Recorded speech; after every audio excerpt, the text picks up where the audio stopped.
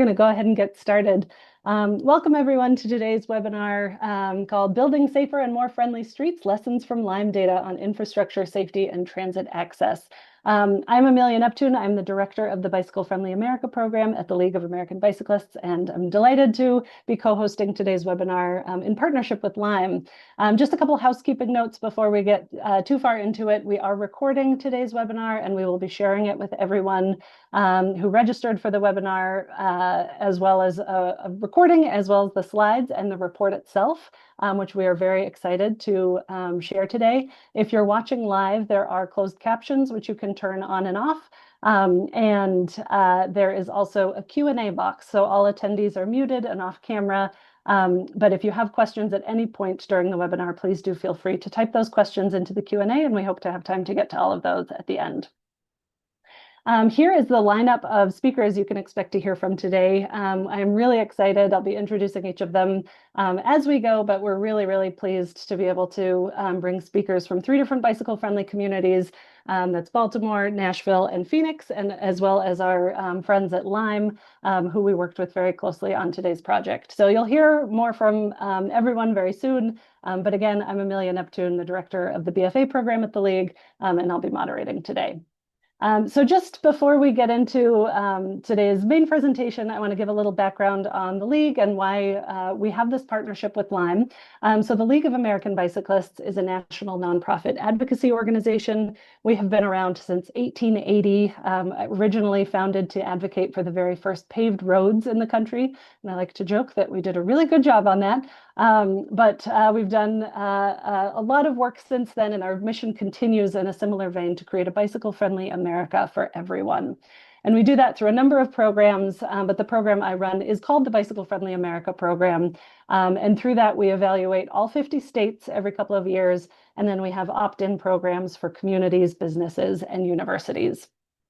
So the focus for today's presentation is working with bicycle-friendly communities. We do have 460 communities all across the country who are currently awarded bronze or higher through the BFC program. They're in all 50 states, including DC. Over 800, almost 900 communities have participated in the BFC program since it started in the 90s. A really important part of the BFC program is that every community that applies gets feedback on how to improve. So we've learned that over 60% of communities, when they first apply, don't get an award because they're not yet meeting those award standards. But once they do meet the award standards, there's bronze, silver, gold, and platinum levels that can be earned. But again, everyone gets feedback, whether you're platinum or honorable mention or somewhere in between. And then once you get an award, you're required to renew every 4 years. So those are sort of the core pieces of the program. If you're curious about it, you can learn a lot more at bikeleague.org/community. And a really central part of the BFC program is the importance of data. Data collection at the community level is how bicycle-friendly communities know whether the interventions they're implementing in their communities are working to increase ridership and safety. And that's really the motivation behind the project that we're sharing in today's webinar, is helping communities understand whether investments in bike infrastructure and programming and things like micromobility, shared programs, are actually increasing ridership and safety across communities. And so we've done a lot of work around the topic of data. We run a website called data.bikeleague.org where we've benchmarked a lot of national, state, and city level data from communities all across the country. So I invite you to check that out. That program has been supported by the CDC's Active People Healthy Nation program for many years. And in fact, some of the work that we did with one of the communities that you'll be hearing from today, Nashville, was also supported by the Active People Healthy Nation initiative. So I wanted to give them a special shout out. So getting back to today's webinar, the goals of the Mobility Insights competition that we did with Lime were severalfold. We wanted to help communities connect with the data that Lime has, and we wanted to help them sort of understand that data through data analysis and storytelling and mapping out of the data.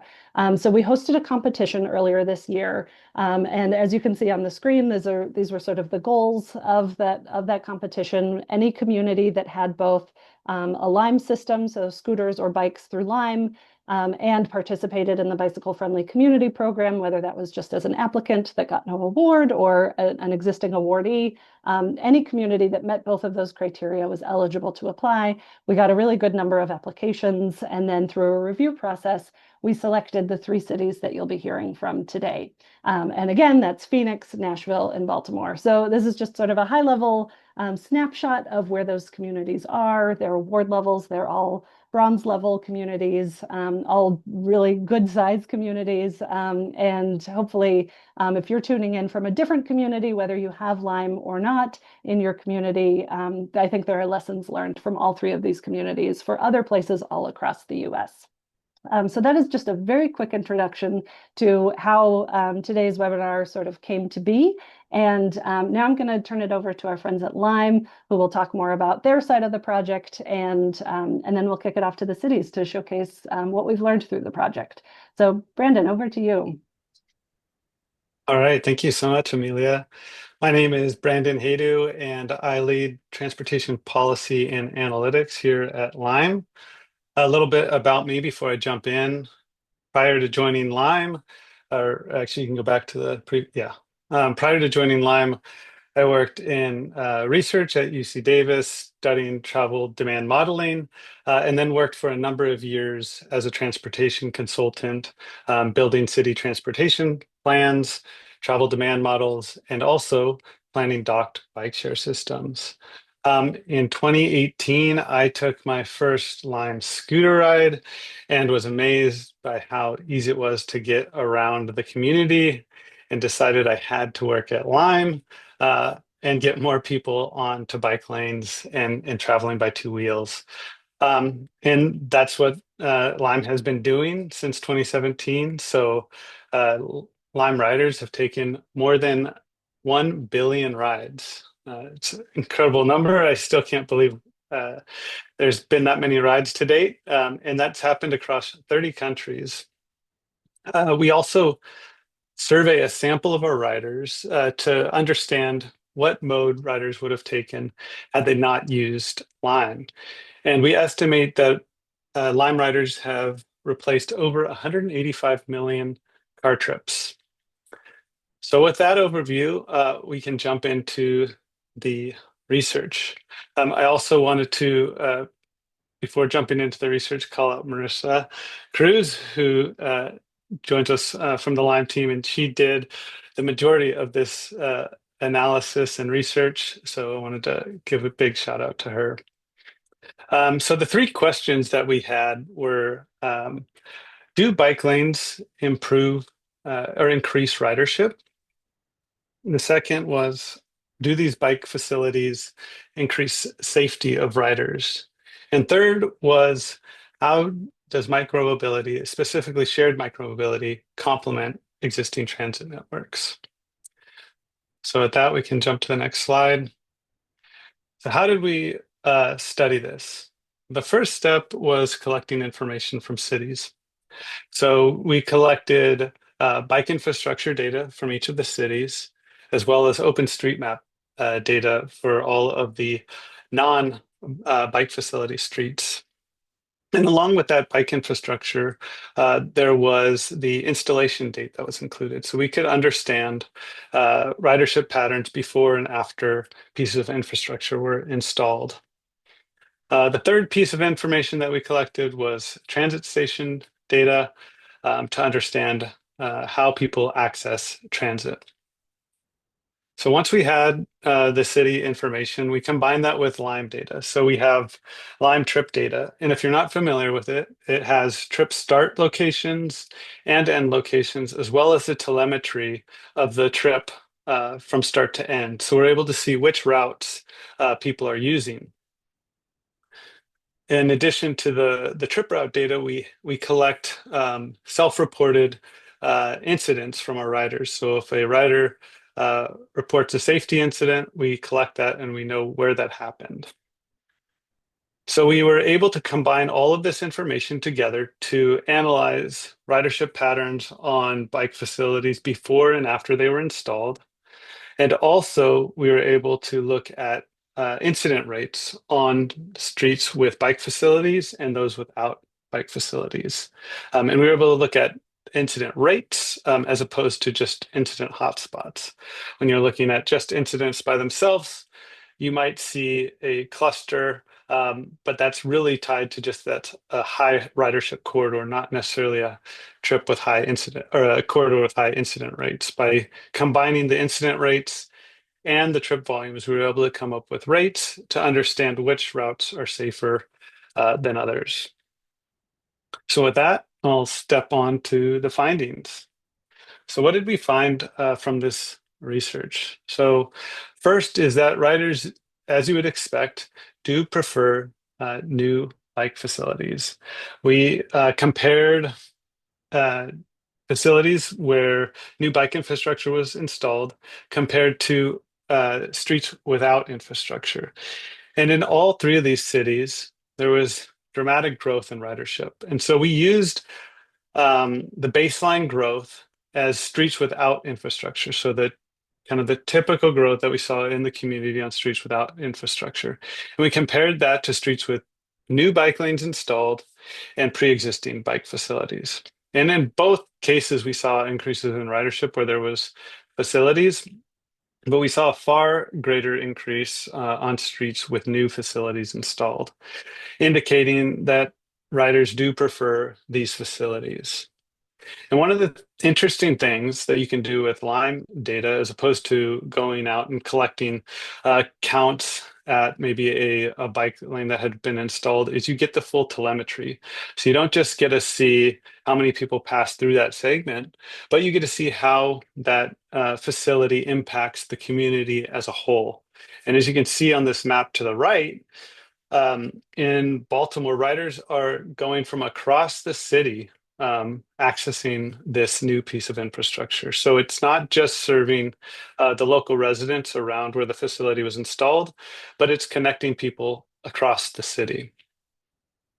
Next, we can go to the, yes, so safety improvements. So we looked at the incident rates on streets with bike infrastructure compared to streets without bike infrastructure.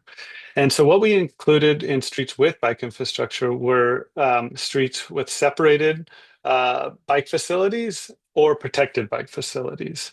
We included streets that were like sharrows, signed bike routes, and streets with no infrastructure. We grouped those all together and counted those as basically streets without infrastructure. So we were really only looking at streets with separated, dedicated bike facilities.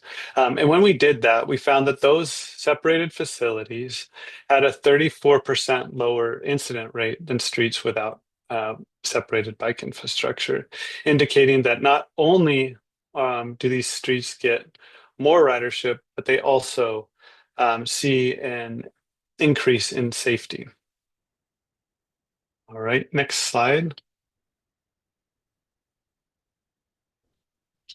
A third piece was how do shared micromobility programs improve transportation access.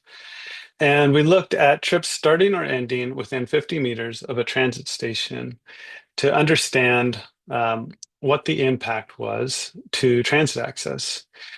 And when we looked at walking alone, which typically has a walk shed of about a half mile, we found that Lime trips double that access.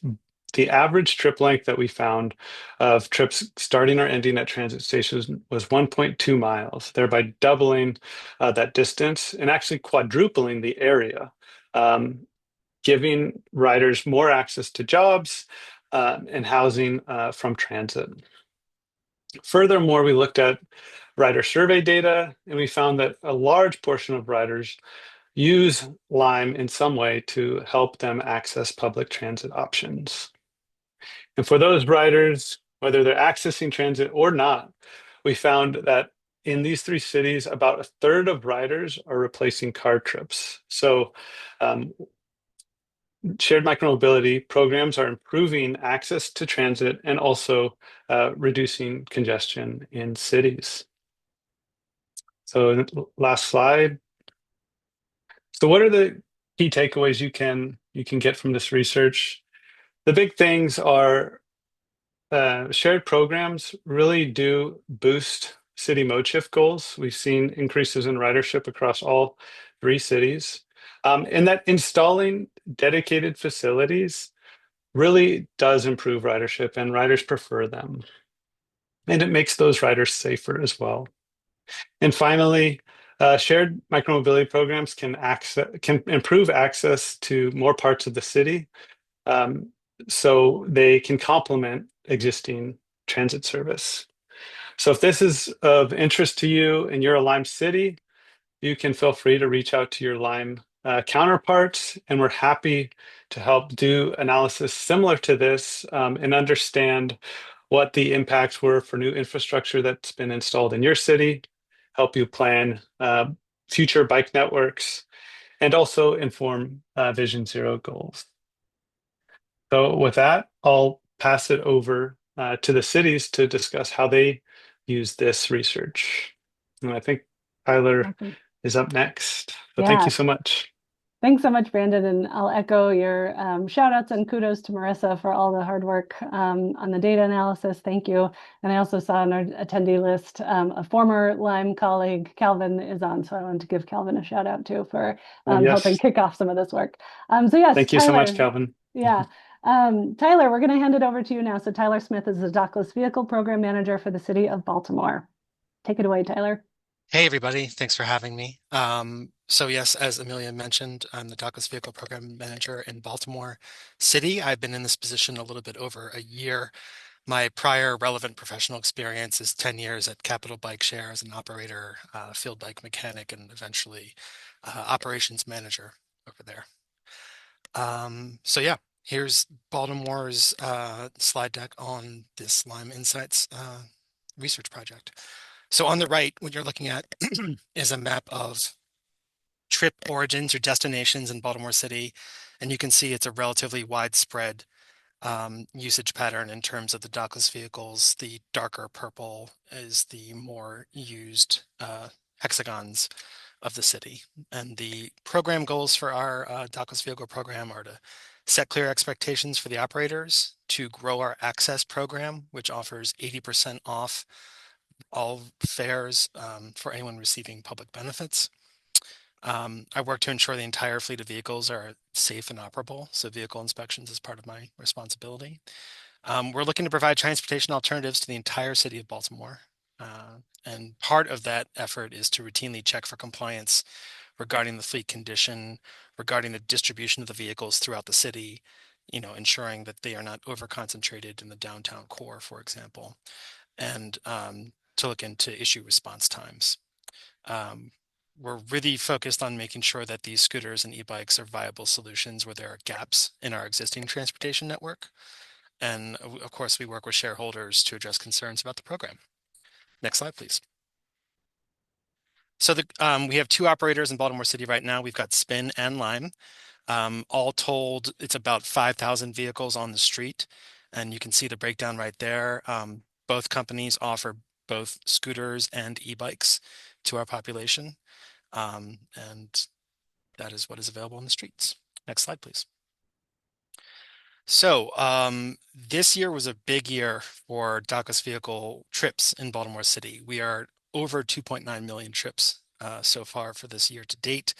We're anticipating over 3 million by the end of the year. In comparison, in 2022, we had about 1.3 million trips. 3 million trips would be a near doubling of our previous record of 1.7 million trips back in 2019. So we have recovered since the pandemic and have eclipsed the pre-pandemic numbers in terms of the popularity of these vehicles on Baltimore streets. Next slide, please. So let's go. Oh, right. Thank you. And as Brandon mentioned, we did see an increase in ridership in the new bike lane areas of the city. We're going to take a look at three of them in the following slides. South Central Avenue, a portion of 28th Street, and then Harford Road, where we saw big increases in ridership. But you can get a sense of the new bike infrastructure we've been looking at since 2022 in the map on the right there. Next slide, please. So here's a photo of South Central Avenue. This is sort of in between the Inner Harbor area and Fells Point, if you're familiar with my town. It's about a half-mile length of separate parking protected bike lanes. And this bike infrastructure saw a 229% increase in ridership from 2022 to 2025. So that's just one example of one way to set it up and what kind of impact that can have. Next slide, please. So here's Harford Road. This is the bridge portion of Harford Road.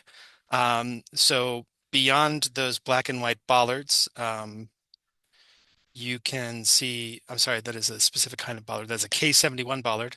That is the protected separated bike lanes on either side of the bridge. And then actually across the double white lines you see on the bottom to the right is a bus lane. And then we left 2 vehicle travel lanes in the center. This portion of new bike infrastructure saw a 420% increase in dockless rides. And this is kind of a key commuting route into and out of the city, and also connects businesses farther north on Harford Road with a beautiful park at Lake Montebello. Next slide, please. So here we've got a portion of the 28th Street protected separated bike lane. This does connect to the Big Jump project farther to the west, which is one of the key east-west linkages in the city that is very safe for cyclists. We have a large highway bisecting our city, in sort of the eastern and western portion, and there are limited opportunities to cross that interstate. So 28th Street is one of the key connections for neighborhoods on the west side of the highway to businesses on the east side. And so this portion saw a 526% increase in dockless rides since the installation of protected bike lane, as you see here in the photo. Next slide, please. So yeah, looking ahead, this is a couple of views from one of our downtown parks, Federal Hill. We're definitely going to be using this data, this knowledge, what was identified as, high demand routes for protected bike lanes. This will be used in our bike master plan moving forward, and working to connect our network and drive those ride numbers up higher and tamp those safety incidents down as well. Thank you for your time. That is the end of my presentation. I'll kick it over back to Amelia. Thanks so much, Tyler. I love seeing those numbers. It's so impressive. So next we're going to hear from Megan Matson, the TDM administrator for Nashville DOT. So welcome, Megan. Thanks. Thanks, Amelia. Hi, everyone. My name is Megan Matson. I'm the TDM administrator for the Nashville Department of Transportation and Multimodal Infrastructure here in Nashville, Tennessee. Next slide. So just really a quick overview. So NDOT is what we like to call ourselves. And the Nashville Department of Transportation and Multimodal Infrastructure builds and manages safe, reliable public transportation network, which elevates the quality of life and prosperity in Davidson County. So our organization oversees not only the streets in Nashville, but also in all of Davidson County. So we're a joint city and county agency. Next slide. And so just a quick overview on Nashville. Nashville is very popular, and we've seen a significant growth over the last few years in tourism and folks moving here. So since we've experienced 2.1 million additional residents move to Davidson County. We also have a lot of different active transportation options, such as WeGo Public Transit. We have a commuter rail called the WeGo Star. Van pool providers, and then the micromobility companies that we have in Nashville currently are Lime, Bird, Spin, and then we have a docked bike share called cycle. And so this is just kind of an overview on what our mode shift stats have looked like for 2025. We experience about 16.9 million visitors on an annual basis coming to Nashville. And so one of their main modes of transportation is micromobility to get around. And so the e-bikes are very popular, 140,000 e-trips so far. Almost a million standing scooter trips and 1.2 million micromobility trips as of December of 2025. Next slide, please. And so just a quick overview on our active transportation initiatives in Nashville. Our Mayor O'Connell initiated a plan called Choose How You Move. So last year, a $3.1 billion investment passed in the form of a dedicated transit funding to make investments over 15 years to transform mobility across Nashville. He also signed an executive order that reaffirms Nashville's commitment to complete streets and Vision Zero goals. We've installed 86 miles of new sidewalks and expanded bikeways, along with the 300 miles of existing infrastructure. We also do quick builds, complete street projects. We've completed 3 and we're working on 8 more projects in that front. We are committed to becoming a Vision Zero city and having 0 traffic fatalities. And then I oversee a program called the Nashville Connector, which is NDOT's first TDM program. Couple highlights that we've done so far. We've installed 108 downtown 108 leading pedestrian intervals at 108 downtown intersections. We installed in 2024 a new separated bike lane connecting downtown to Midtown, which is a major arterial inner city, and then also, highlighted some short-term wins. And so, next slide, please. Just a brief overview of the micromobility in Nashville. So, in 2018, we had unregulated scooters begin to show up on the streets. Metro Council introduced a bill to provide framework for micromobility. In 2018 and 2019, we had 7 companies operating 4,000 devices. And then in 2020, we introduced an RFQ to steer in the next step. So that's where Birdlime and Spin were awarded to operate 500 scooters each. To date, they each have 700 scooters, and then they deploy e-bikes at a 1-to-4 ratio. And then the Transportation Licensing Commission allowed the fleet to expand to meet first and last mile needs, which is where this report, the findings are going to be very valuable for us in exploring how to connect the first and last mile. 2022, we approved the first pilot to introduce the dockless e-bikes, and then we required e-bikes to deploy at a ratio of 1-to-4 scooters to expand the first and last mile deployment.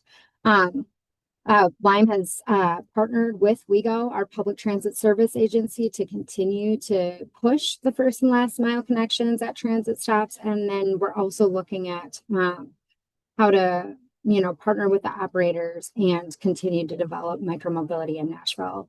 Through partnerships such as this, the best practices are employed, and it doesn't solve all of our issues, but it definitely plays a really important role in getting people out of their cars and onto the streets sustainably. Next slide, please. So just a little bit of information on our recent growth in bike infrastructure for 2025. We installed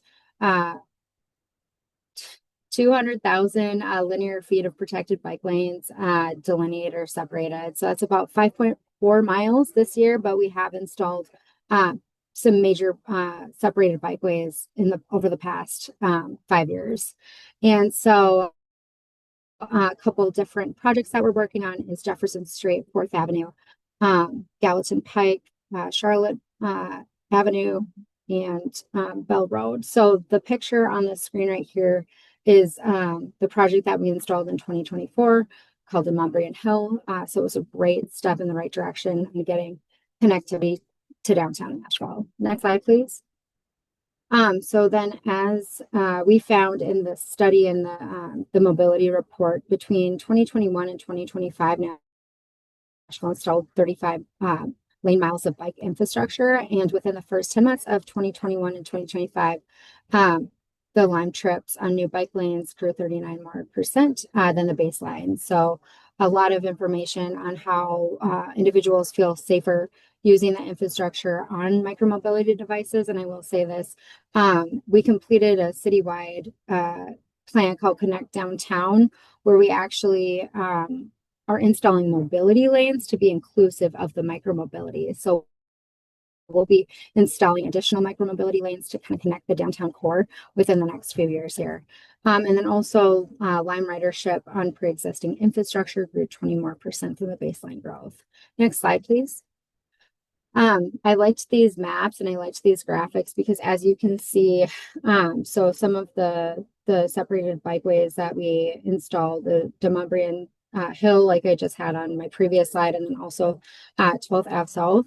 So as you can see, there's a significantly higher trip generation with that. And then the graphic on the right shows all of the sustainable trips kind of going along that 12th Avenue South core for the Lime trips. So I thought it was a really good demonstration on how folks are really utilizing that separated bike lane. Next slide, please.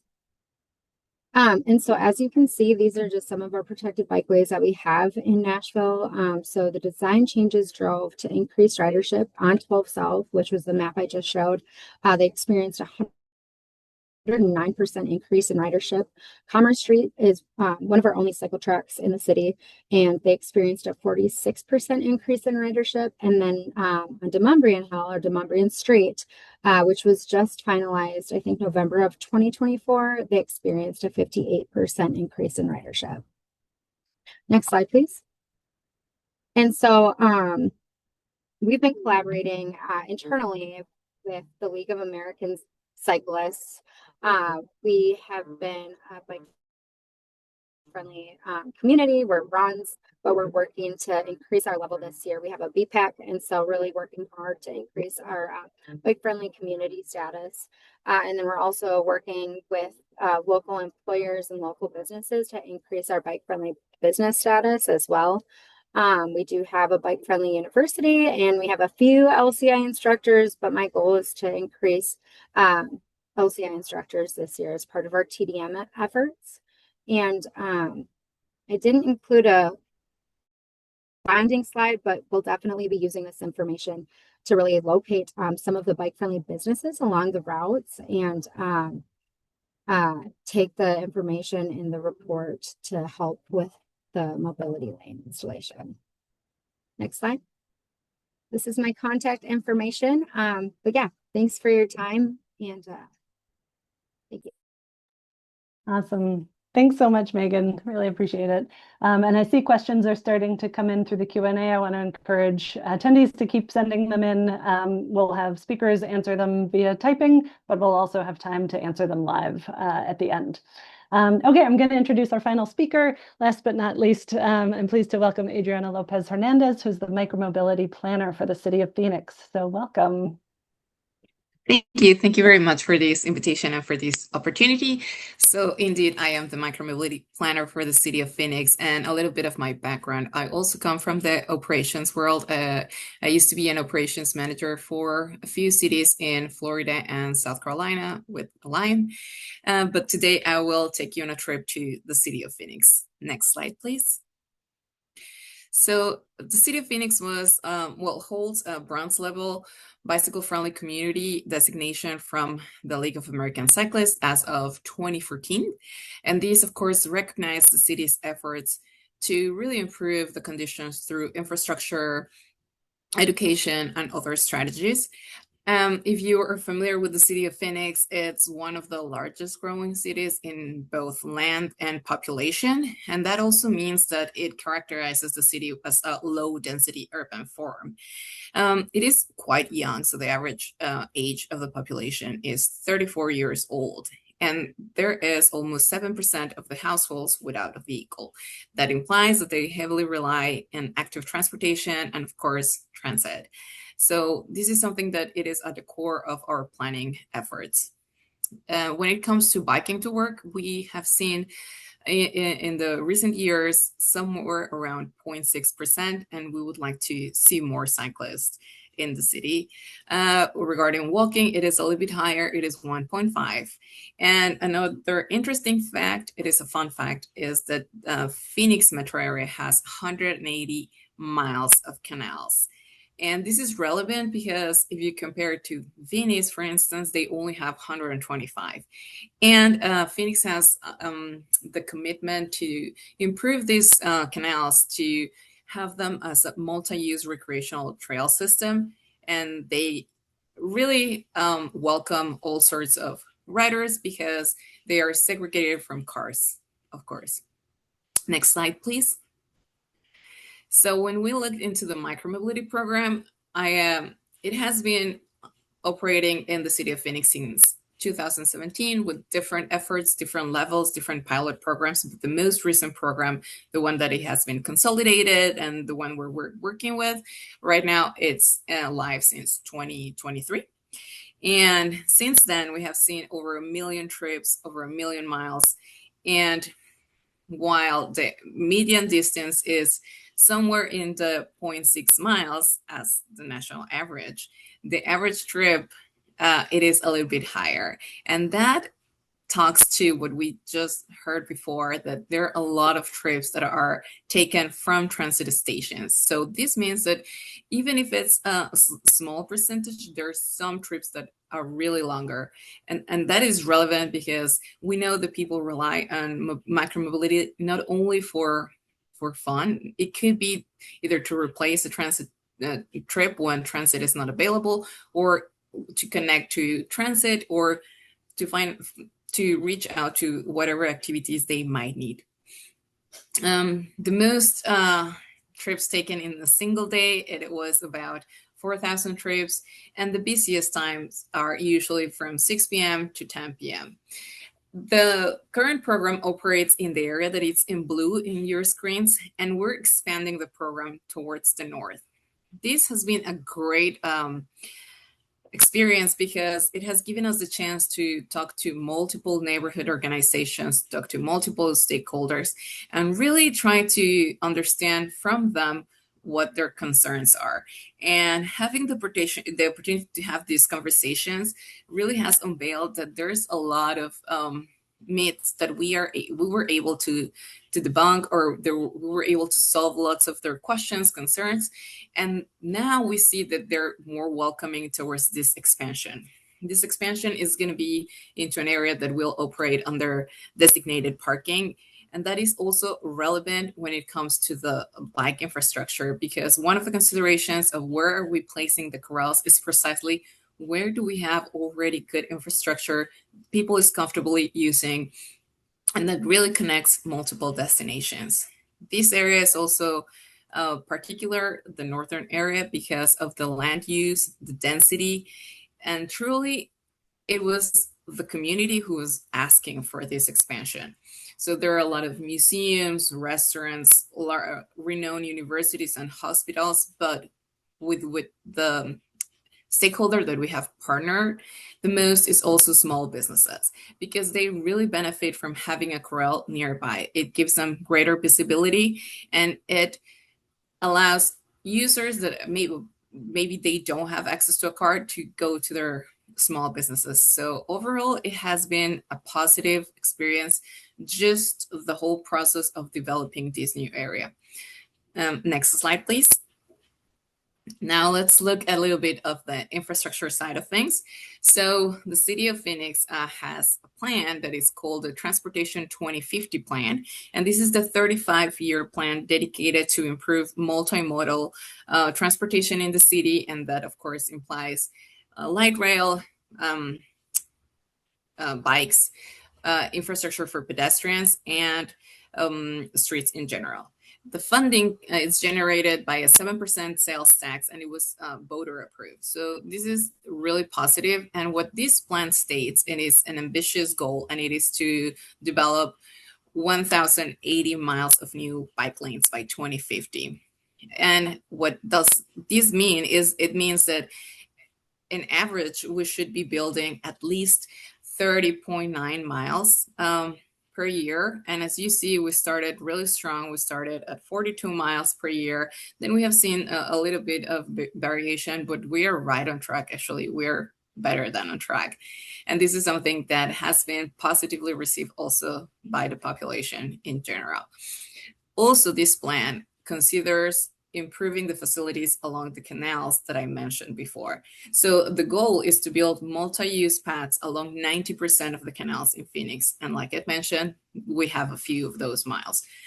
And currently, one of the things that really I admire and I like about this city is that there is a multi-use path along the canal that takes you all the way to the airport. And there are very few cities that can say that of their infrastructure.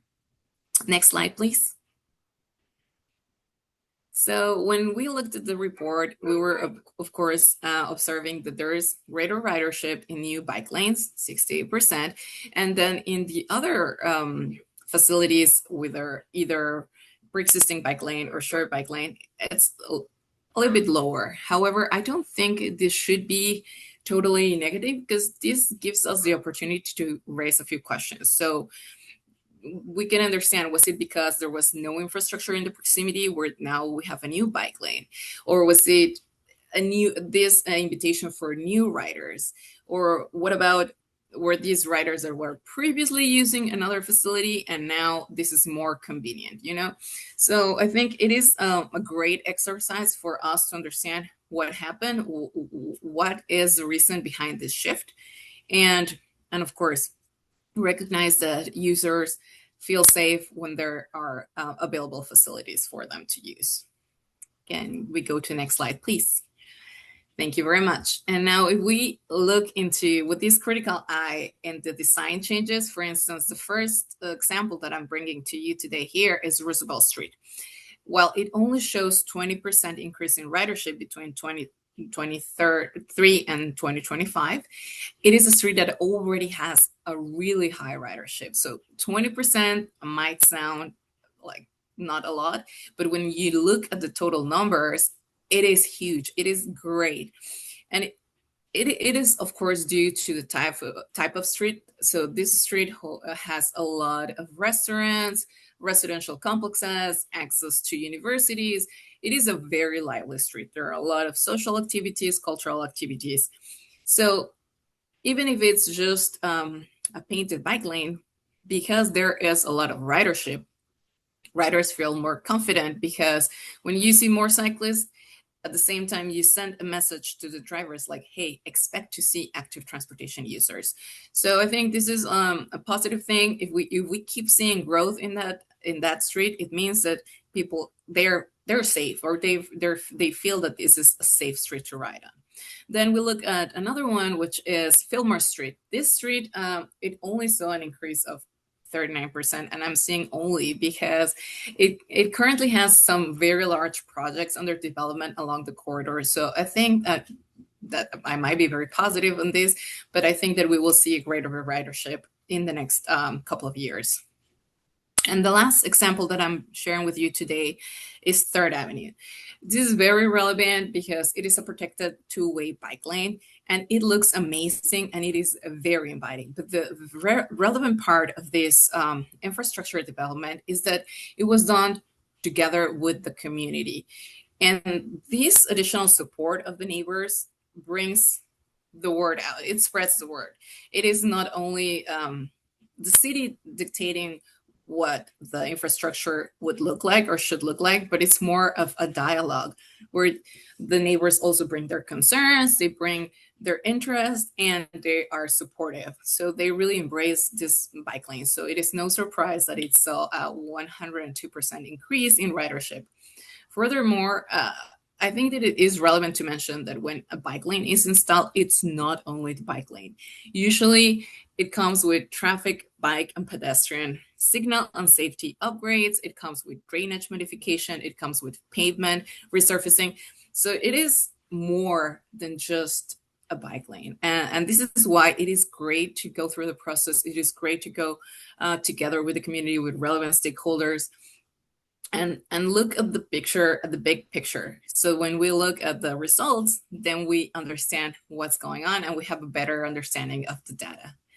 Next slide, please. So now we're paving the road towards platinum. And if you saw in the previous slide, the third app had some kids riding on it. And this is something that it's fabulous. And we saw recently a critical mass taking place in that facility.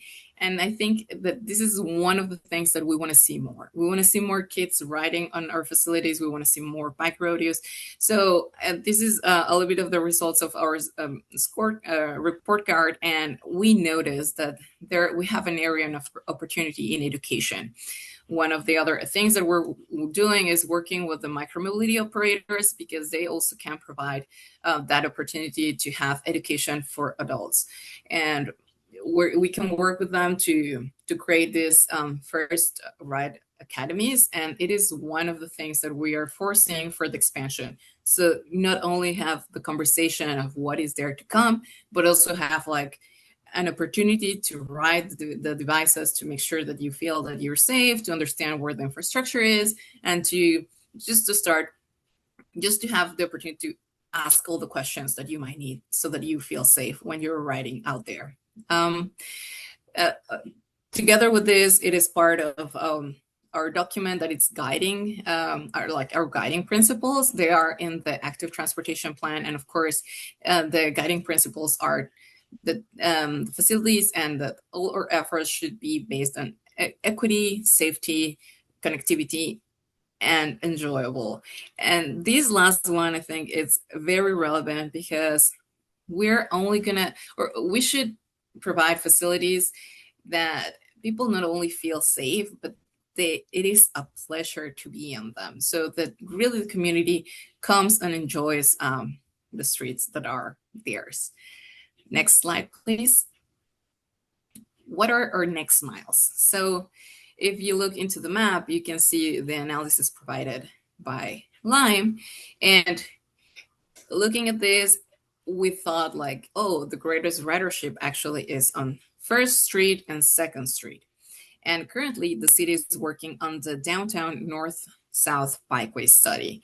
And one of the options is 3rd Street. So if we were only looking at current ridership, we would see like, oh, there's not a lot of ridership along 3rd Street. But the city went and started talking to the community, conducting some public outreach, doing some surveys. And then it turned out that actually there was a lot of interest to have facilities along 3rd Street. And it makes sense. 3rd Street is a street here that connects hotels, convention center, stadiums, concert venues, and multiple other destinations. So after doing an analysis, of course, we know that there's interest of the community, and maybe there was some ridership, but what we might see in the future is that some of the ridership on 1st and 2nd Street would move to 3rd Street, because there was no infrastructure there before. So I think this is an opportunity to keep the conversation going with Lime, to see if they can provide in the future some data after the infrastructure is built. I think it is a good way to have a wrap up of the process. So looking at what the original data was showing, what the community was asking, the installation of the process, and then understanding the changes that we have seen. So the city, of course, is designing for all ages and abilities, because we are trying to welcome the people into the streets and foster the conditions for their active transportation modes. Next slide, please. And this is all. Thank you. Thank you very much. If you have any questions, these are my contact details. Amazing. Thank you so much. That was fabulous. And I really want to thank all of our speakers again and invite all of them to come back for our Q&A portion. And I'm also excited to now share the link with everyone to the full report. So I'm going to put it in the chat, and you can also see the URL on your screen and scan the QR code if you want it on your phone immediately. But the link should be in the chat for everybody to access. So we have a good amount of time for Q&A. And if everybody is willing, I will I might direct some questions at specific people, but feel free to jump in if everyone has answers. So we got one question early on that Tyler already responded to in writing, but I wanted to let everybody expand on it a little more. That was about sidewalk riding, which we know is a challenge for some places. So the question was, are bikes and scooters prohibited from sidewalks in these cities? We know that scooter riders might be riding on a sidewalk anyway, even if they are prohibited because of perceived safety compared to vehicle lanes. Does the data show where new separated bike lanes or greenway connections are needed? So Brandon, I'll let you start out, and then any city folks that want to expand on it, please feel free. Yeah, I'll let the cities go over what's allowed or not, because I don't know the rules in each of these cities. But in general, yes, we don't want riders on sidewalks. We have done a number of pilots where we have units that detect if a vehicle is on or off the sidewalk, and we've done some pilot studies. And the biggest contributor we see is actually infrastructure. So if bike facilities are present, we see a lot lower rate of sidewalk riding than on streets without infrastructure. Again, these were pilots, and it wasn't part of this study, so I don't have detailed findings. But in general, I think your assumption is right that building infrastructure will help with reducing sidewalk riding, because really riders are doing it because they don't feel safe. Thanks. I don't know if any cities want to add anything else.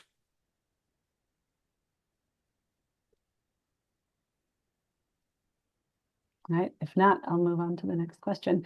There was some question about the differences between bike riders and scooter riders, and curious if the data gets that granular, and if there were any, findings differentiating those two ridership audiences. Yeah, we did not look at that in this study. Again, if you have a project and you want to dig into this in your Lime City, we're happy to work with you on that. But we did not break out bikes and scooters here. Cool. Yeah. Just to pop in on that question, I'm not related to this report, but in general, the bike rides tend to be longer in distance. I'm also starting to notice that the demand for the bikes is more steady than for the scooters, given changes in temperature. And so it seems like there's sort of like a certain population of the city that really prefers to take a bike. And they will stick with it even if it's very cold outside, for example. Thanks, Tyler. How does Lime understand if micromobility replaces vehicle trips? Brandon, you mentioned this at the beginning, but can you expand a little bit on that methodology of what you've Yeah, learned? that's primarily through survey data. So we collect survey responses from a number of our riders. So those results were for these three cities specifically. And yeah, we're able to see which mode riders would have selected if they had not taken a Lime vehicle. And just when I say replace car trips, I will highlight a majority of those are TNCs or taxi type trips, not necessarily private vehicles. So it's the combination of private vehicles, shared TNC or taxi rides, and car share. Great. And then this question, I'm hoping the cities can jump in on this one. Do you all have any theories as to why the finding of the greater usage on new bike lanes as opposed to existing bike lanes? And as I think the cities, since you know these facilities well, I'm curious if you have theories on this, and obviously Lime folks, feel free to jump in as well.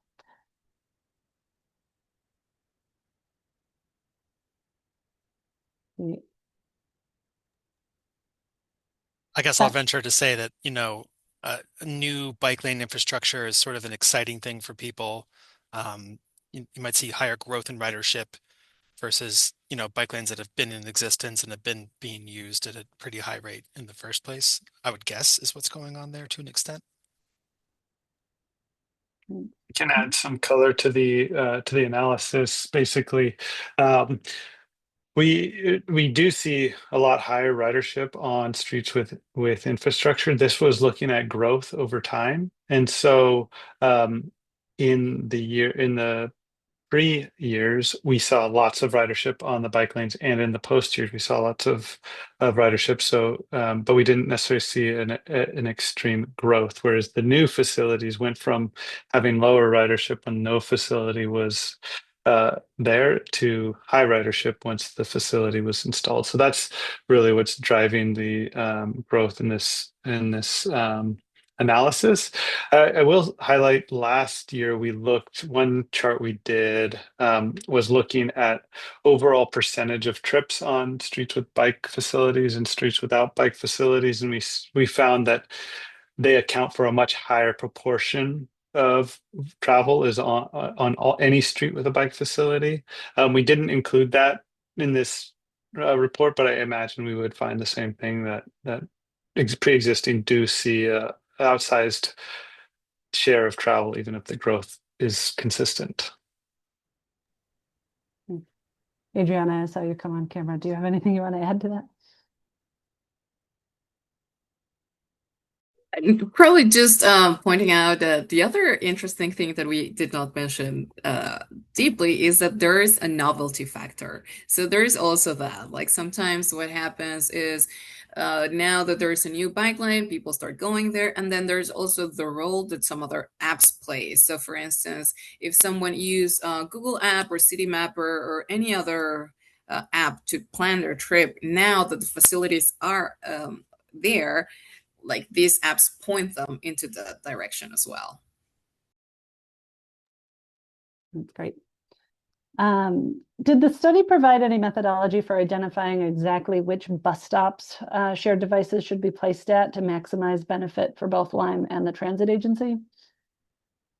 Did it get that granular? We did not get that granular.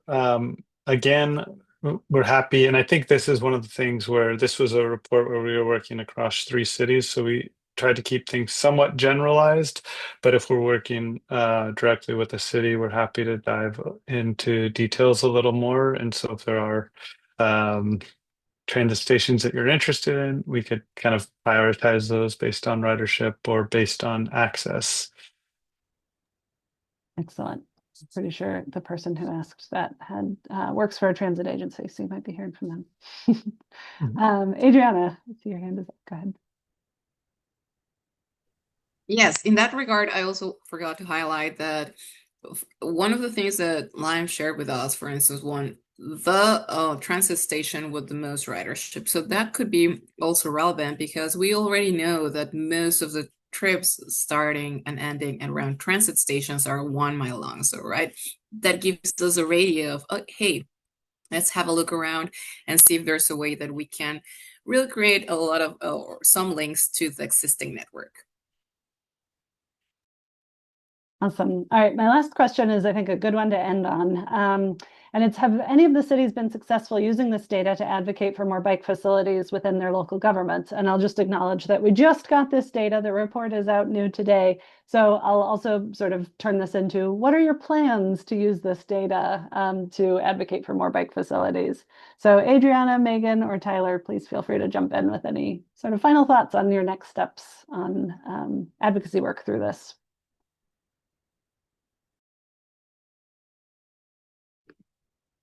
So I think I already mentioned this, but this is very useful as a post-analysis of a bike lane that is installed so that the community really understands the value of the bike lanes.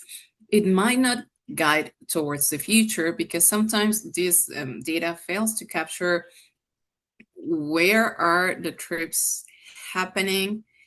So for instance, we see that there's a lot of trips happening in other streets, but we're missing that part that actually they're happening there because the community feels safer there, but the community would prefer some other street. So I think that this is really helpful and it's very insightful. And I love diving into the data, particularly, as I said, for instance, for creating corrals. And I think that's another use that we didn't mention today. But for those cities that have designated parking, this is great because we already know where people they're riding. So maybe we understand better like how can we rebalance that corral more often? When is that corral having actually more trips? So it is very helpful overall for the whole micromobility system. And also it is very helpful to later communicate that it was a great result implementing that bike lane. Megan, do you want to add anything? Yeah, I will just say from transit perspective and a first and last mile perspective, this report did show where we could definitely install additional bike facilities targeted around transit stops and transit routes. And so I think that this will be very impactful for at least our agency on how we continue to build and support sustainable transportation. Tyler, any Yeah, final? not a lot new to say about this, right? As we can see, new bike and scooter infrastructure drives up ridership, replaces car trips, reduces safety incidents, and can be a source of fun and joy in people's lives. So, it's not something I didn't know going into this, but it's really great to have this data to back it up. And certainly data is an important thing to point to when talking about advocating for changes. Amazing. Well, I know we're at time. I want to thank all of our speakers once again, and a huge thank you to our friends at Lime for all the hard work put into this data analysis and the report itself.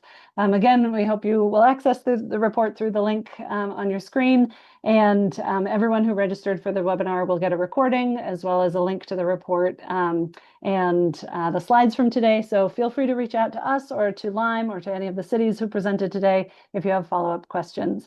But thank you again, and hope everybody has a great day.